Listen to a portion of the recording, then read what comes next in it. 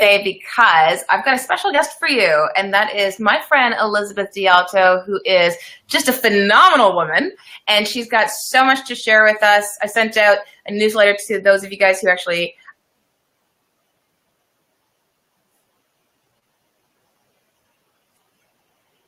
give us sort of a rundown who you are and what the heck are we going to be speaking about today.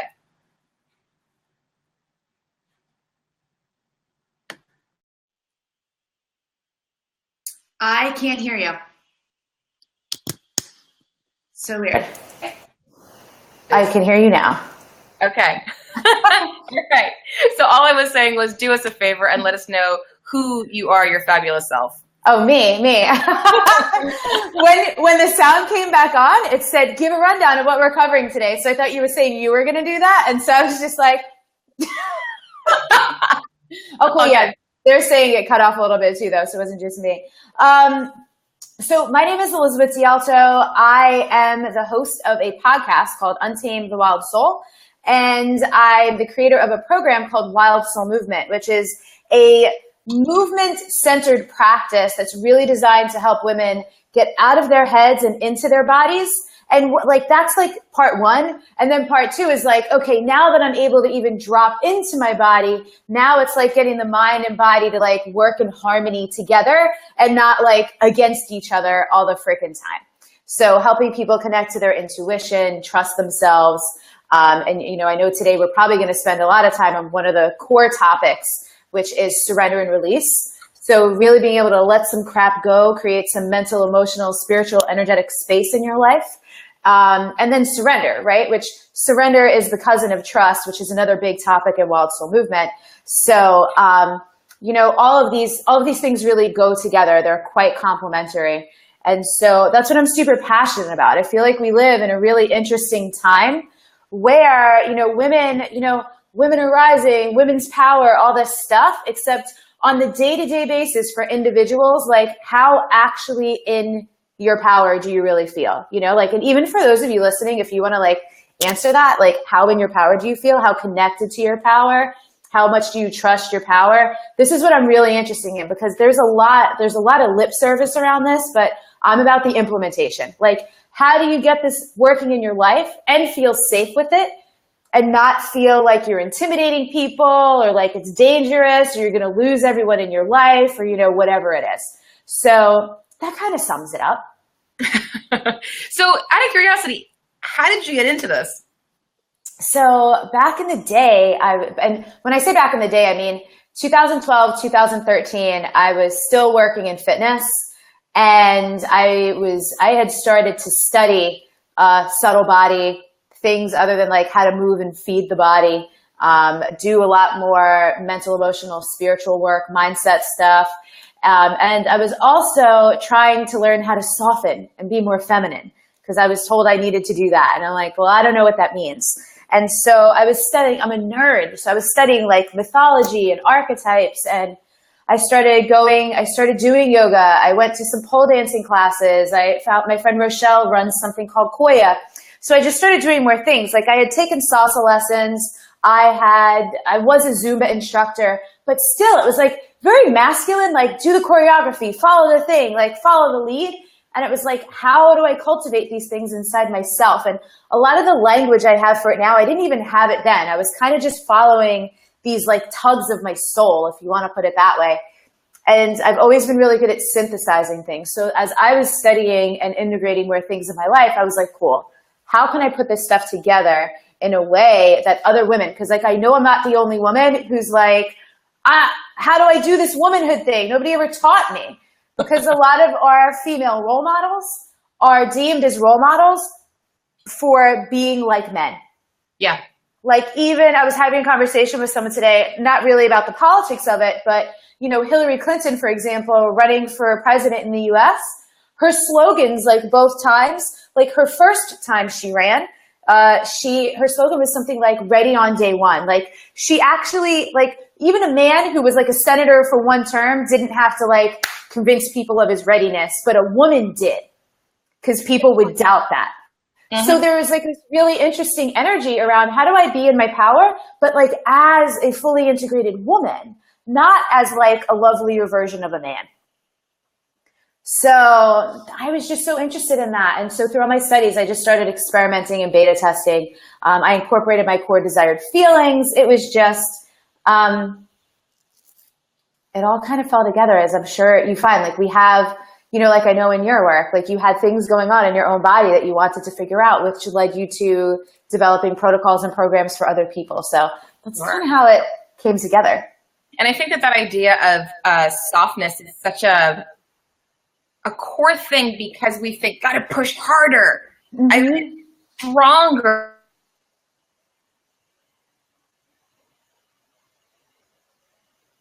But the Norwalk virus, like this really bad version of food poisoning. And it didn't really hit me until I was in the shower and I broke down, bawling my eyeballs out, but not necessarily because I was just in pain. Like I would take these 10-minute hot showers because it was the only thing that would help with the intestinal cramping I was getting.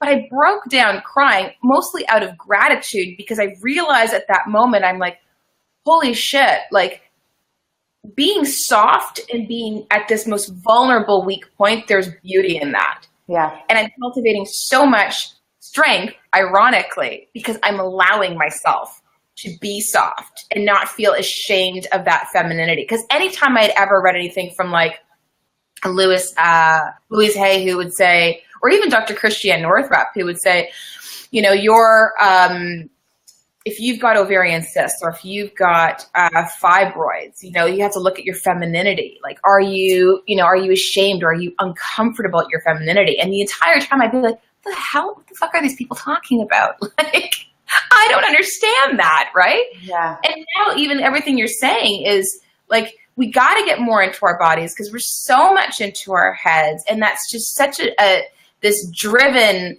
that we're just burning ourselves out.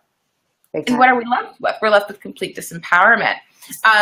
So you have this sort of rundown here of how to surrender, release, trust, receiving, wild dreaming, desire, love, and creation, which all sounds incredible. How did you actually come up with this formula?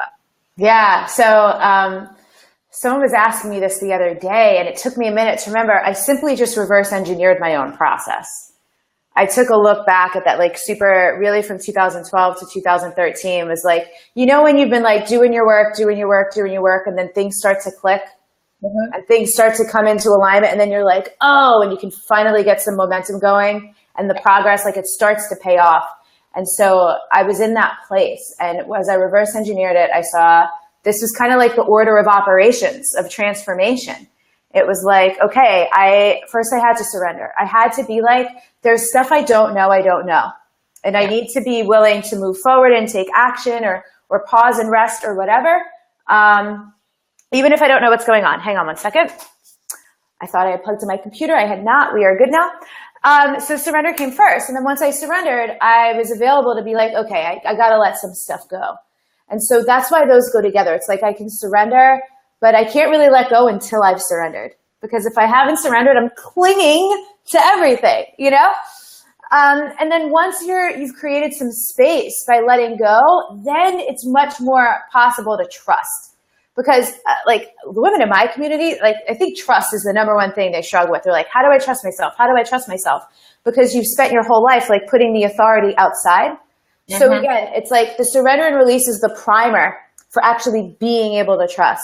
And then once you're able to trust, you can be more receptive because you're not like doubting and second guessing yourself and everything around you or any benevolent force that you might believe in. And then when it comes to wild dreaming and desire, it's like desires are like the seeds from your intuition, from your soul going, hey, this is what's possible. You wouldn't have the desire if it wasn't possible.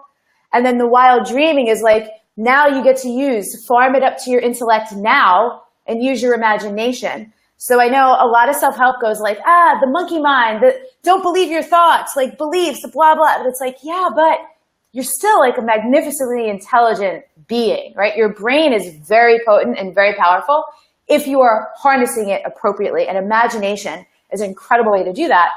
And then when it comes down to love and creation, the point is we're all powerful creators. We're creating all the time. We're either creating shit we don't want, recreating, right? Or we're creating things that we do want. And so by focusing in and getting to the place of love, which is easier to get to after you've done all the other stuff and your creations are coming from a place of love, then they're like very potent, very powerful, and everything you're doing can have a very beneficial ripple effect, whether it's just in your own immediate family, whether there are people whose lives you touch through your work or you volunteer, or even at the conversation you have at the checkout line at the grocery store. But so does that make sense how they work together? Totally. Then it becomes magic at the end of it, right? Yes. And it's ultimately, you land in this place. Sometimes I call it like the feminine way of doing. And essentially, it's not that it's feminine, but it's just integrated. Then you're able, because even if you look at those things, surrender and release, surrender is very feminine. It's more of like a state. Release is an active action, right? Trust and receiving, they're kind of balanced, right? Because they both require action and they both require inaction, just being. Wild dreaming and desire, the desire is like the inaction, like the more feminine, like receiving part. But the wild dreaming, very, very active. Love is the state of being. Creation is the action. So very, very harmonizing and very, very integrating for all of the energies we all have, male or female. Absolutely. So Natalie says that her power is uber stifled. I'm probably sure that you see that quite a bit with people's power is just being so stifled. They're having problems moving forward. What do you have to say about that? How are you moving your body? And how are you minding your thoughts and what comes out of your mouth? Because all of that contributes to the momentum of your energy and therefore the momentum of your power or the quality of your power. So it tends, I wouldn't be surprised, like usually our body can tell us where's the power stuck or what's going on. And I know your stuff focuses around the hormones, not just the digestion, right?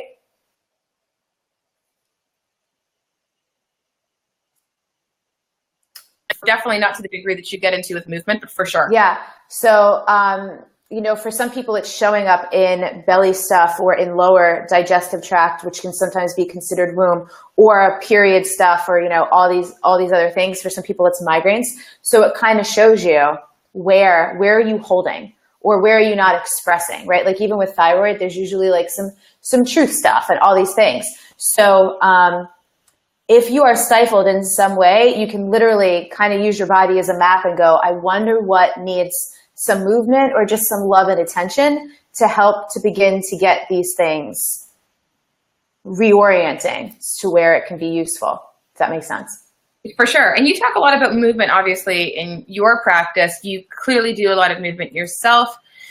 How have you figured out what kinds of movement can actually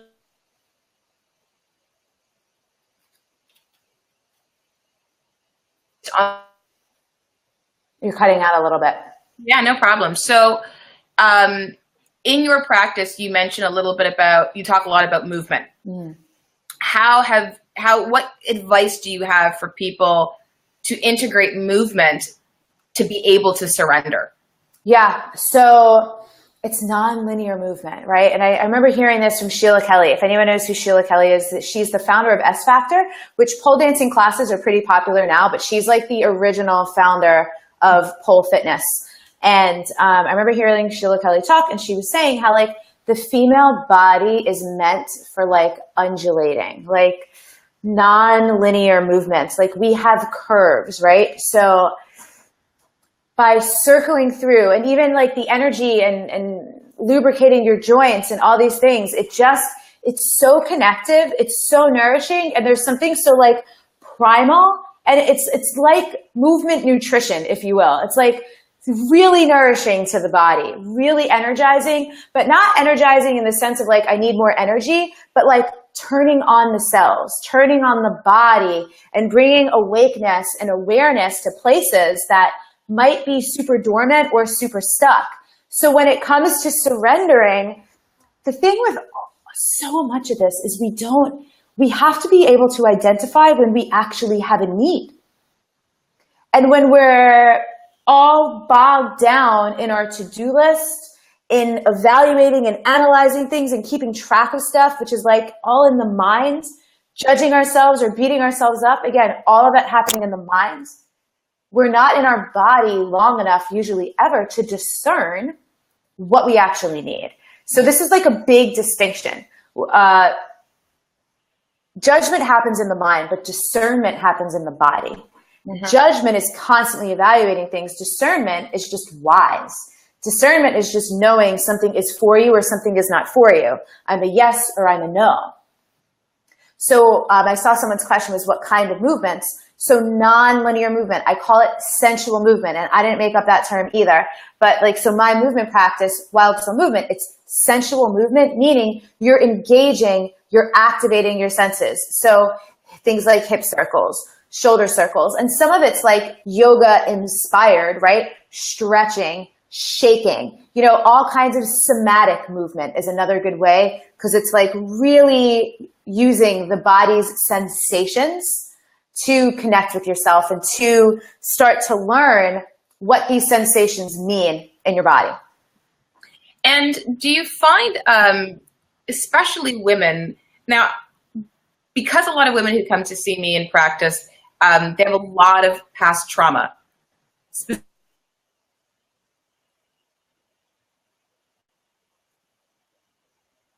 Isn't comfortable because they're still holding on. There's still this defense mechanism that's still there, even instinctually in their body. What do you recommend for women that have gone through that? Because I'm sure that you've encountered that, because especially with the statistics. Yeah. So your sound cut out, but I'm pretty sure you said sexual trauma, right? Yeah. Yeah, because it comes up. I mean, if you're doing hip circles, that stuff's going to come up. And I saw someone notice booty yoga. So booty yoga, if anyone has ever done it, it's just like a super, super intense though, right? And if you have trauma in the body, in more intensity is not necessary, or sometimes it is. Sometimes it's helping with the fight or flight. So it's really useful to understand like how to complete a trauma response, or the stages of trauma, right? So people, if trauma gets triggered in the system because it's in there, if you have that imprint, you might go into fight or flight, you might go into freeze, you might go into hypersocialization, which is where you're trying to control everything. So to be able to be with yourself and to consciously, this is where the mind is useful. You know, if you are in your own home on your own yoga mat, that in that moment, you're literally safe, you know? So you get to go, okay, use your awareness to say, I know I'm safe and I'm having all these feelings come up. So to take the pause and do your very best to observe and to continue moving, but being really gentle with yourself. And maybe it's a surrender moment of just like stillness on your mat. Maybe it brings something up that you realize this is more present or more intense than I thought. Maybe I need some help. Like we've had so many women in our group be like, oh my God, I realized I need to find myself a therapist, or I need to find a somatic experiencing person. And it really depends on how much someone has already worked through and resolved their trauma. If someone has like never even addressed their trauma at all, you likely want to find a super qualified person to help you through that, right? Versus if you have done a lot of work and you know something's just coming up and you have tools. So I'm seeing people say things like, yeah, but breathing. I was recently reading this book by Martha Beck called Diana Herself, and it was really cool to see someone like Martha Beck use what I use as well, which is mantras. Because once the nervous system gets triggered, a mantra that's soft and that's gentle, in addition to breathing, in addition to moving, can also really help to calm you back down. So something like in our 4 topics of wild soul movement, at least one of the mantras is always, it is safe for me too. So there is a huge focus on safety, knowing that for a lot of women, getting into and being in their bodies will at first feel unsafe for a variety of reasons. And that's when that's where I guess your idea of like panic attacks, what to do when you have panic attacks, is those mantras will actually help in the breathing. Yeah. Thank you. My UPS guy. says, I've found breath work to be so beneficial for releasing trauma as well as activating the psoas muscle. Yeah, so it's going to be different for everybody. And I'm not a trauma resolution expert. I've studied it a lot because it comes up a lot in my world. Yep, we do Ho'oponopono and Wild Soul Movement. I love that. So forgiveness is a big thing as well. And for those of people who are watching who don't know what Ho'oponopono means, what is that all about and where did it come from? It's a Hawaiian forgiveness practice. And the whole thing, the original mantra, when I learned it, it had already been modified. So I don't think I say it in the correct order, but it's essentially saying, I thank you. I'm sorry. Please forgive me. I love you. So any forgiveness practice is for the forgiver, right? It's about just calling your power back, calling your energy back, taking it back from people or situations or things that have happened. It's not about letting people off the hook. So this is a form of release, right? Forgiveness is a form of release, but it's also a form of receiving because you're taking your energy back. You're getting your own love. You're getting your own power back. And so that's what Ho'oponopono is. And so victim state mentality, the martyr, this is definitely a type of individual where surrender can be excruciating difficult. Can we talk a little bit about that? The answer is yes. I've never really been that way. But I have a really great example because I spent 3 years in a relationship with someone who was the ultimate victim. And I find when people are in that state, there's no judgment, by the way. It's just, if that's how you feel, you've just literally not had experiences or learned any better that I'll use the Byron Katie quote is that life happens for you, not to you. And some people they hear that and they want to punch you in the face because they're like, but F you, this thing happened. And so there is a difference between being a victim of something and then living in victimhood, right? Anyone can acknowledge, yep, this thing happened, but what are you going to do with it? Right? And so where surrender comes up is going, what aspect of this is out of my control? It already has happened. So what do I do now? Who do I want to become? How do I take my power back? How do I get back into a place of choice? Because like we were saying earlier, we were talking about trauma. People have trauma in their system. When that gets triggered, lots of times, you'll hear life coaches say things like, everything is a choice. Well, if you're traumatized and your nervous system is under hijack, you don't really have access to the highest form of choices than if you were in a state where you weren't. So it's important if you have been a victim of something to not continue being a victim to it, because then you become your own assaulter, if that makes sense, right? You're the one through your own thoughts, through reliving it. The body doesn't know the difference between whether something has happened or is happening. So when we relive things, again, I'm not saying when it happens something unexpected triggers it, but when we go back in our thoughts, so we just need some discipline. So sometimes surrender, even though it sounds very passive, sometimes surrender is about surrendering to what you know, surrendering old habits. So it's not about waving the white flag or giving up, but sometimes it is about giving up the things that don't serve you. Absolutely. Vanessa says, or asks, how to protect your energy that brings you down if you're highly sensitive? Yeah. Oh my God. I'm just going to give you a link. I think you've seen this because Melissa and I are in this entrepreneur group together and I've shared this video with everyone in there and they come back and they're like, where is that link again? If you guys go, and it's not an opt-in or anything, you could literally, it takes you right to a YouTube video. You go to untameyourself.com/energy. There's a cord cutting practice and a grounding practice there. This is huge because if you're super sensitive, you're feeling everybody else's stuff a lot, which I have had to work on this diligently. My resilience is at an all-time high.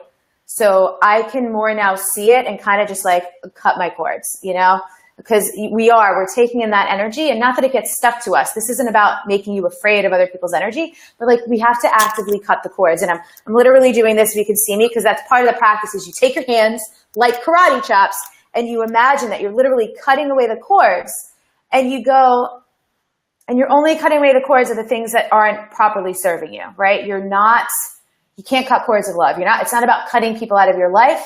It's about cleaning your energy field. Think of it as energetic hygiene. So we shower every day. We brush our teeth every day. We do these things to like keep our bodies clean. This is about keeping your energetic space clean.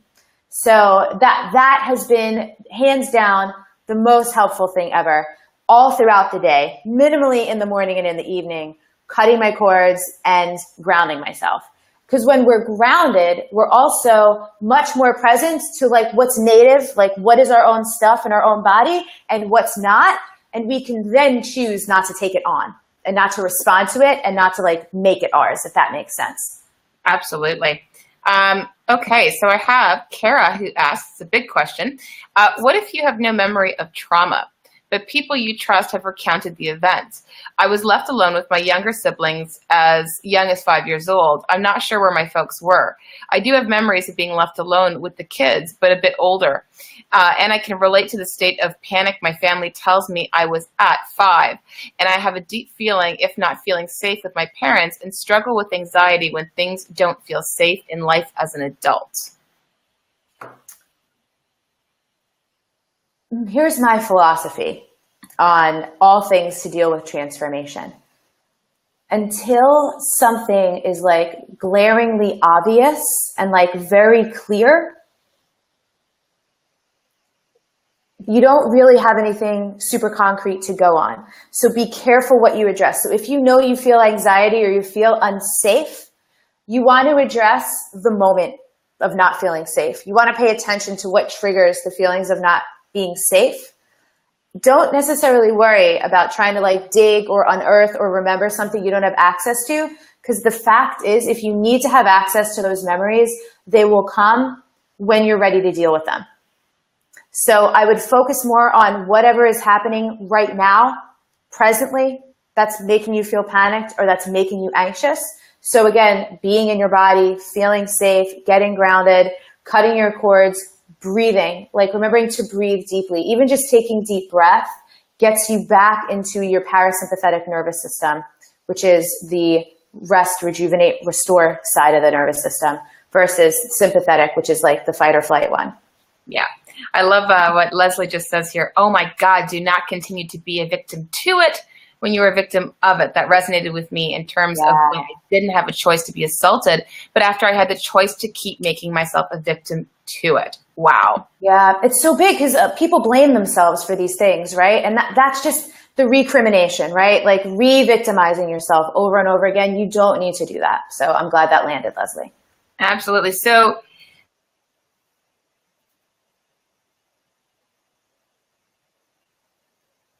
with releasing, correct? Your sound cut out again. What'd you say? Sorry. So it's okay. It's sort of a balancing act with releasing. Surrender, release.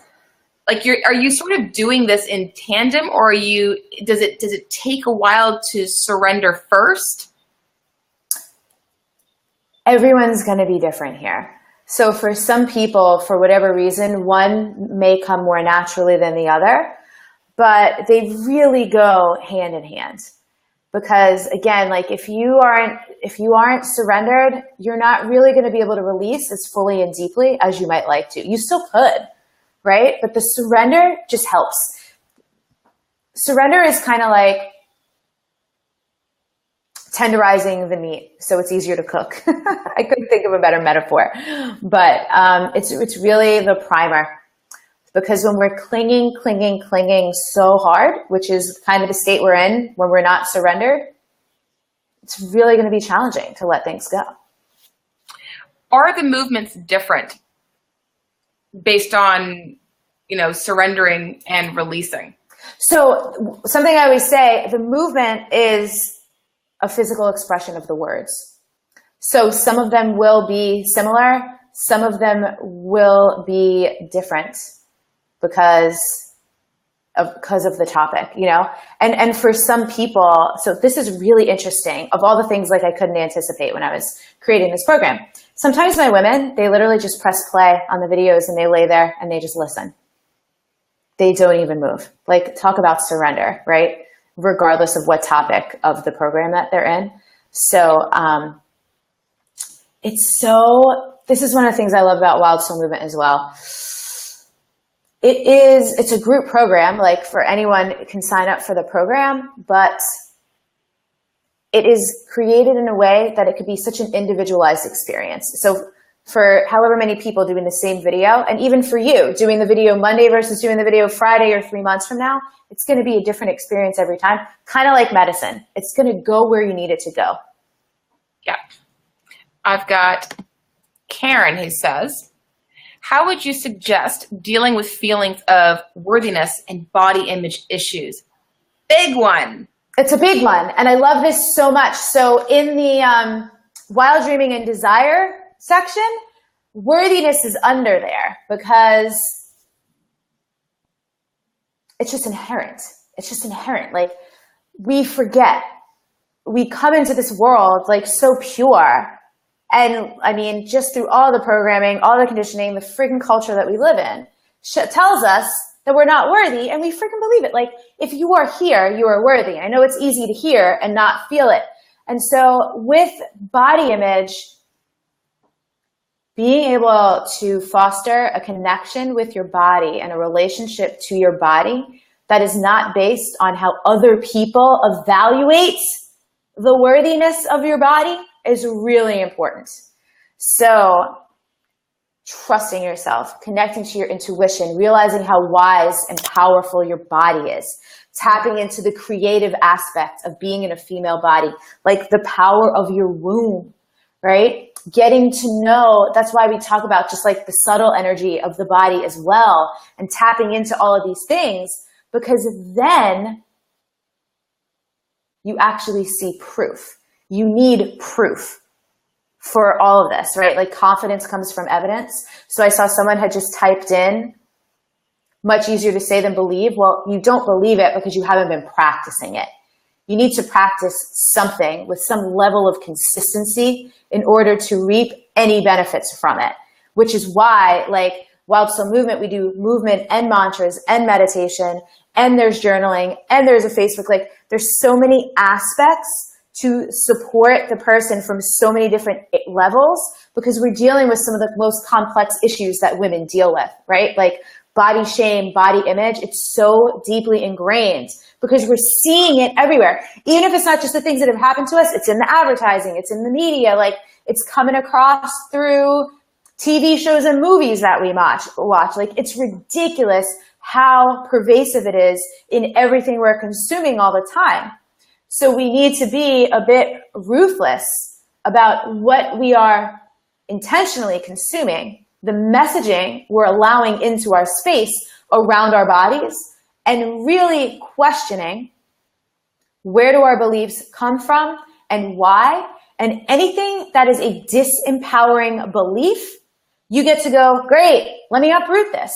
How do I deprogram that and upload something that's way more empowering to me personally? And so in my experience, and with, you know, over 1,000 women have gone through the program, it's much more empowering to believe that, like, my body, regardless of if I've given birth or can't give birth, have or have not, wanted to, didn't want to, whether I have any kind of physical trauma in my history, whether I think I'm beautiful or I don't, no matter how much I weigh, what kind of shape I'm in, my physical strength, all of those like tangible physical things aside, what is the power in my body? What is my body capable of? And realizing very simple things that we take for granted. My body knows how to breathe without it telling me how to do it. My body, if I get a cut, my body knows how to heal that, right? You know, for those of you who have had children, your body cooked a human. It just knew what to do. This thing came out fully formed. It had fingernails, it had organs, and your body created all that without an instruction manual. So like, there's a lot of mystery. It's like wild. And because we can't see a lot of it and a lot of it isn't tangible, we really take it for granted. So instead of taking it for granted, you got to celebrate the shit out of that, you know? Like, even if you're not in as good of shape as you used to be, even if you have an injury or an illness, like there's so much you still can do. So focusing on your capabilities rather than what you perceive to be your inadequacies or insufficiencies is huge.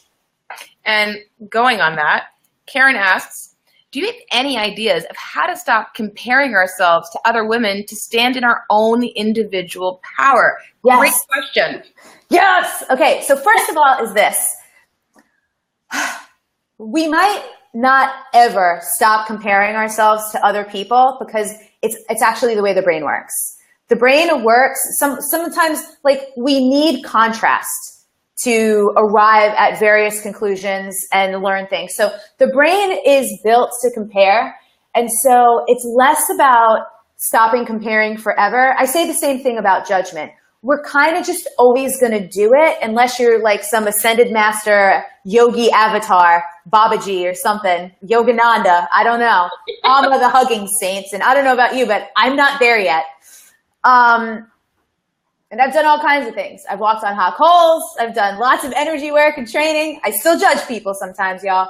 Still compare myself sometimes. So rather than focusing on how do I stop doing this thing that's going to be so friggin' hard to stop doing, how do I respond and react when I do it? And so number one, when we're comparing ourselves, notice, are you comparing up or down? And by up or down, I mean, are we looking to someone and saying, oh, they're better than me, and we feel less than? Or are we doing like the superiority thing where we're like, well, I'm doing better than them, so we feel better. So that's what I mean by comparing up or down in whatever is the area or the category, and go, great. Depending on if it's up or down, why? Why are you seeking out? What do you need to be right about? What are you trying to prove to yourself here? You're trying to prove to yourself that you suck. You're trying to prove to yourself that you're worthy. Be a little bit of a detective here. Now, if we're comparing up and you're feeling jealous, what's cool is you can look at that as me next. If you're jealous of something, that's kind of goes back to something I said earlier. Like if you have a desire, it's possible. So if you're jealous of something, this is like life going, hey, you could have this too. And in fact, you're like on the precipice, or you wouldn't be noticing it and it wouldn't be triggering you so much. So bless the thing and go, me next. And then like get into action, get yourself out of that, right? Like don't sit there and dwell on it. Do something to move in the direction of whatever it is that you're wanting. So again, whether you're comparing up or down, you're either trying to feel better about yourself. Either way, you're trying to feel better about yourself. It's just a matter of, are you trying to boost yourself up or knock yourself down? You got to go, how do I get to where I could be moving towards what I want, and let those things reveal to you what you want. That's awesome. I love the up and down. Mimi says, yes, the brain is designed to compare. Judging is how we make sense of the world and make the choices that are right for each of us individually. Judging isn't wrong or bad. It just is. It's what it is. It's what it is. So like, this is exactly what we were talking about. So what do you do with it when it happens? You know, we can take it and like do this downward spiral thing, or we can take it and just like observe and be like, oh, all right, I'm judging that thing again. It must mean that I want blah, blah, blah. Karen goes, love this. Such a gift. Thank you for this. You are welcome. So Elizabeth, tell us a little bit more about Wild Soul Movement. What can people expect? Because I definitely want my tribe to know all your goodness and what is actually involved in this program of yours. Yeah. So here's what you can expect. I know that we live in a world where people want everything to be like love and light and rainbows and glitter, and butterflies and unicorns. And people have very blissful experiences in Wild Soul Movement, but more importantly, they have very honest experiences in Wild Soul Movement. You face your crap. You face yourself. You face your power. You face your truth. You find these things. It's based around this core idea that everything you've ever needed has always been inside of you. So it's about cultivating this wild love affair with yourself through your body, using your body as the vehicle.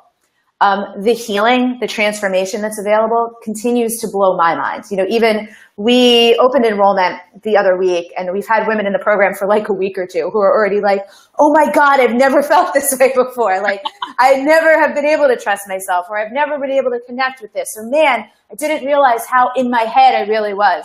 So you can expect to connect with yourself, to really actually let some shit go that you've been trying to let go of forever. One of the things I say about Wild Soul Movement, it's kind of like, especially for people who've been doing all kinds of work, and anything counts as work. If you've been a dieter, if you've been into fitness, if you read books, if you're into self-help, all these things, it's kind of like the great synthesizer that finally integrates all those things. So what I didn't realize until the first year in 2014 with Wild Soul Movement is that finally, shit that you've been working on forever that you might have thought didn't work, like it worked.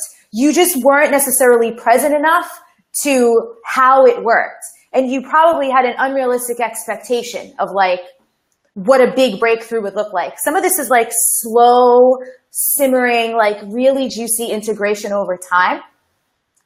And what's cool too is it's the kind of thing where as you go through, you'll reap the benefits and then you can come back as needed.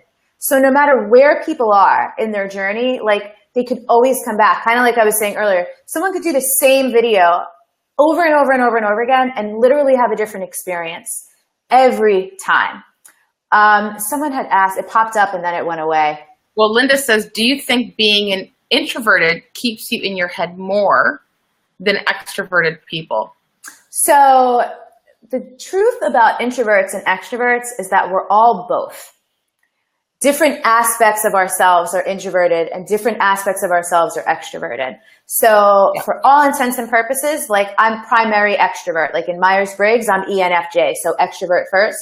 But I require so much alone time and so much time to myself. And often it's contemplative, but it's not necessarily about being in my head. So I think it's less about being introverted and more about what are your relationship to your thoughts, your beliefs, fear, doubt, things like that. And what's your relationship to your body like? Because introvert or extrovert, if someone is able to notice their thoughts, drop into their body and be more present and nourishing and caring and gentle with themselves, you're not going to spend as much detrimental time in your head. That's awesome. Natalie asks, as an actor, I'm constantly dealing with rejection and it affected my self-worth. I love acting so much and I work so hard to succeed. So here's what's amazing. I had an invaluable experience in my college years. I worked for a company called Cutco. I sold Cutco knives. And in the sales job, I had to deal with rejection literally all the time. Like every day I was like making phone calls to set appointments and, you know, getting X number of no's, X number of yeses. So what's interesting about rejection is that people take it so personally. You make meaning out of things. I suck, I wasn't good enough or whatever, without necessarily looking at the straight facts, which is that numbers are involved. I used to live in LA. I'm actually moving back up in September. And I remember hearing some ridiculous stat about the number of actors there are in Los Angeles to the number of jobs available. Like there's just you could be the best and you're always going to face rejection. So this kind of goes towards that judgment and that gentleness with self. And to put in the context of Wild Soul Movement, this is about trust and receiving. Trusting that there's more than enough to go around. Trusting in like this or something better. Trusting that you can't possibly miss out on anything that's meant for you really helps you not to take the things personally, but to keep going. Because the fact of the matter is people who succeed, and you know, Melissa, you can relate to this, I'm sure, and just being an entrepreneur. Like how many people do you know that have started businesses and like we freaking fail all the time? Like we have to fall on our face on the way to figuring out the stuff that actually works. And so literally if you just stay in the game, you're bound to have some wins and some yeses and acceptances at some point, you know? Oh, totally. Absolutely. And I think that that's a huge one. Guys, for those of you guys who are looking for the link for Wild Soul Movement so you can understand a little bit more about what this program has to offer, I've included the link already down below, but I'm just going to paste it there again, just in case you guys might have missed that.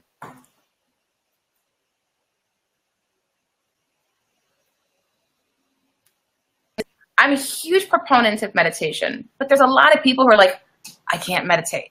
I can't do this. But there's so many different kinds of meditation. So what is the kind of meditation you love to do? All right. So I actually love a stillness meditation now. It's not my favorite, but I crave it and I can do it. Here's the point I'm making. I can do it now. I did not used to be able to do it. And I was recently having a conversation with the women in my Wild Soul Movement program because I was curious. I had a hypothesis I was curious if it was just me or anyone else had had the experience too. And a bunch of them were like, no, me too. So, moving meditation. So like wild soul movement. So there's mantra meditations when people just repeat mantras or they chant, right? There's, you know, a walk in the park could be a meditation. Anything where you allow yourself to just slow down and get present that allows your thoughts to slow down, even just like 1%. Like, do you all understand that like even a 1% difference is freaking progress? Like if a boat was to alter its course by 1 degree, it would land in a completely different place. So like we humans are like that too. If we're able to alter our mind, even in like a 1% degree, like we're totally changing the trajectory of things. And so what I found is the combination of moving the body while repeating a mantra and breathing. It's kind of like a 3-in-1. And it's just, you have no choice but to get out of your own way. And it's not that it's so distracting. It's that you're just present because you're breathing, you're repeating. And like our mantras, they're not Sanskrit or anything like that. It's something like, it is safe for me to trust. So if I'm just breathing, and like you guys can even try it right now, like even just like close your eyes for a moment, take a couple of breaths and just begin to say to yourself, it is safe for me to trust. And just repeat that to yourself over and over again. Now, like just start to roll your neck around a little bit. So you're breathing, you're saying it is safe for me to trust. You're gently moving a part of your body. I mean, even just for like 30 seconds, you're here now. Totally. So even doing that for 15, 20, 30, 35 minutes gets you in the habit of being present and being more in tune with yourself.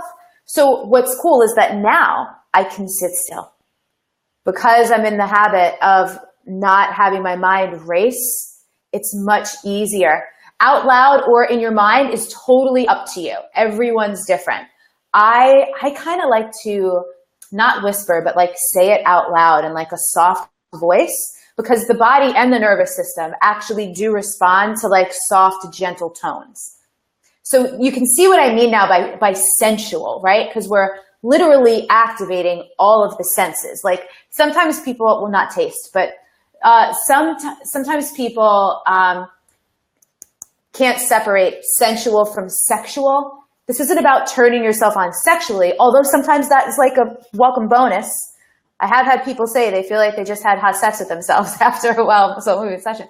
But it's more about turning yourself on, turning your senses on, activating your senses so you can be more receptive and more in tune, not just with yourself, but with the world around you. So you had asked me earlier, and I didn't specifically say actually what the program entails. So there's 12 videos. There's 3 movement practices to go with each topic. So like the topics you said earlier, surrender and release, there's 3 movement videos, but there's also a video lesson and a guided meditation. And same goes for trust and receiving, wild dream and desire, love and creation.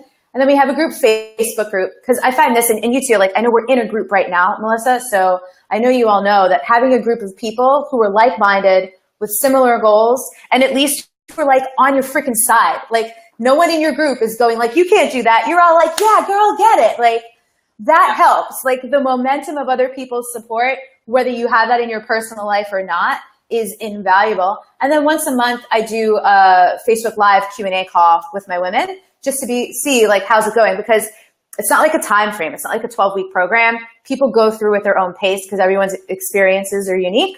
So they can pop in and ask whatever they need related to whatever topic they're currently working on any given month.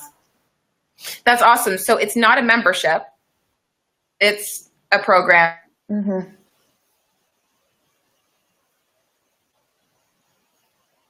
Sorry, your sound cut out again. I'm sorry. It's okay. So we're going to do the Q&A once a month. Can you hear me okay? Yeah, you said something about the Q&A. Yeah, so that's once a month, correct? Yeah, but the Facebook group is active every day. I pop in Monday through Friday at least once a day. So that's where people ask questions in between Q&A calls. Okay, fantastic. Guys, if you haven't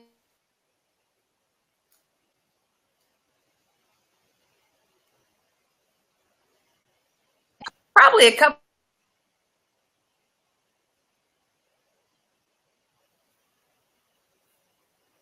today from Elizabeth herself is, speaking of meditations, here is definitely a way that you can get your meditation on with her meditation recordings. I've also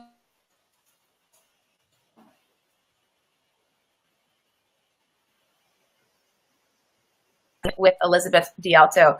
Elizabeth, thank you so much for being here.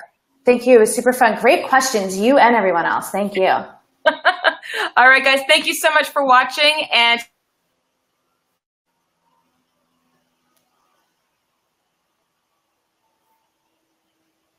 make sure Facebook fan page is just in the link above this video, so go follow her and get all her goodness. All right, guys, take care.